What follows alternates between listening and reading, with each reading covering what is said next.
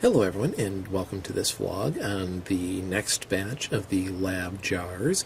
This is kind of just a hodgepodge of things. Found some different info online and from different YouTube sites, and kind of mixed and matched some ideas that people had done with some things that were kind of original, just to kind of come up with some other various creepy lab jars for the party.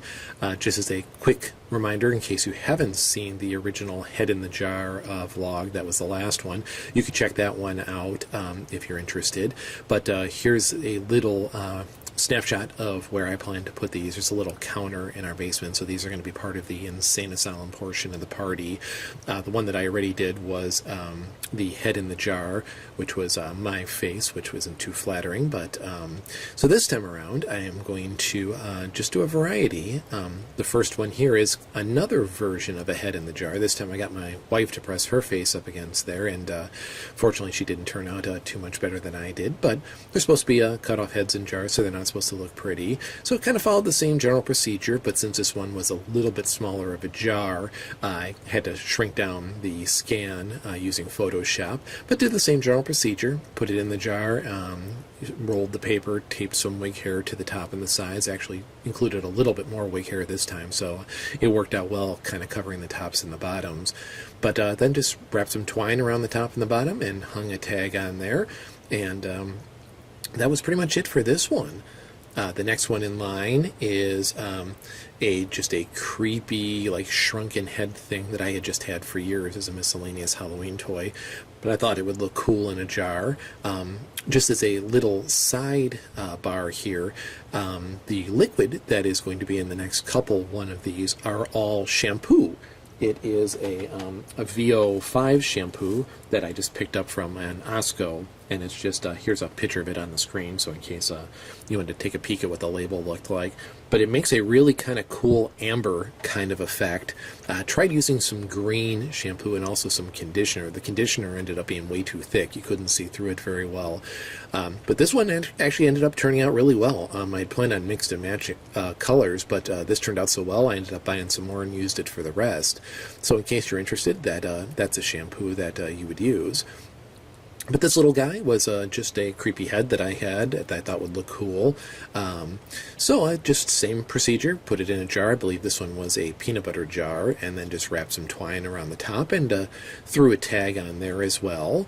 So the next one in line here is a fake plastic snake. Same procedure again, just I think this was a Prego jar. Filled it with, put the snake in, filled it with shampoo, wrapped some twine around the top, and threw another tag on there. So kind of the same procedure down the line here. This next one is some eyeballs. They ended up looking a little bit faker. I just bought some fake plastic eyeballs online, and they were really cheap. It was like $2 or $3. But as you can tell, it kind of looks cheap. So this one's probably the least authentic of the bunch, but still a little creepy thing, and under lighting that you won't be able to see real well. Hopefully it'll pass off as some creepy eyeballs. So same procedure. This jar, I believe, was a jar that had Parmesan cheese in it. So same thing, just filled it with shampoo, put the eyeballs in. I kind of glued the eyeballs together first, actually, and tried to glue them to the bottom so they wouldn't float up to the top or float around. Plus, I was finding that getting the pupils to face forward was difficult. For some reason, they were spinning, and at any given time, you might not see any pupils at all, and it would just look like ping pong balls in there. So I tried to glue all of them together in a configuration first before I poured the shampoo in. So that's why you can kind of see some spots where it looks a little whiter, because I think those are areas where the glue actually stuck the eyeball to the side of the jar so the shampoo couldn't penetrate. So this will be the only one where you'll actually see like some little white spots along the wall, and I think that's why. But that was just a little trick I tried to use to keep the eyeballs down, because that's one thing to keep in mind, is that all of these things, if they're light, they're still possibly going to float. So just keep that in mind. And then here, the last one, is just two little mice in a jar, and this was a spice jar that was empty. So same procedure, just filled it with shampoo, put the mice in there, and filled it up. And this is actually the one that I noticed first started floating, but I didn't notice until I had already sealed it up, so it was too late. Had I known, I probably would have jammed some paper towel or something along the top where you couldn't see to kind of push them down a little bit further.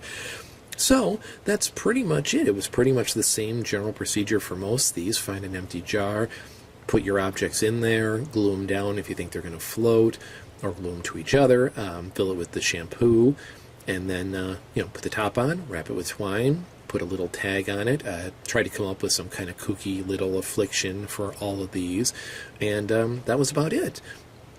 I think the only other thing I was going to mention is I think I might be doing a few more of these, so depending on how many more I do, I may have another video.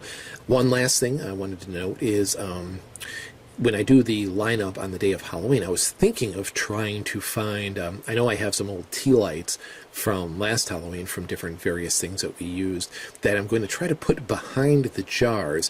Here is just a little snapshot I took of one of the jars with a flashlight behind it, so it'll be probably a little less bright than this on Halloween, but I'm going to try to find a way to, I don't think it'd be too hard to just stick a little tea light behind each of the jars along the wall, and it'll kind of give it like an eerie little glow, so I think I may add that little effect to it as well. But that's about it. Hope you enjoyed the video, and may have a second part of this coming up shortly. And also, I'm probably next going to have a little bit different sort of a video coming up. I am going to be attending my very first horror convention next weekend. It's called Flashback Weekend in the Chicago area where I live. And I've never been to one of these things before, and I'm planning on bringing a camera and possibly my camcorder as well, and hope to take some video and some pictures, and we'll probably just do a little recap, so that'll be a little added bonus, so look for that coming up. Probably I'm probably going to be there next Saturday and Sunday, so look for it the following week, so that'll be coming up as well. So take care, thanks again for watching, and more of these will be coming up shortly. Bye bye.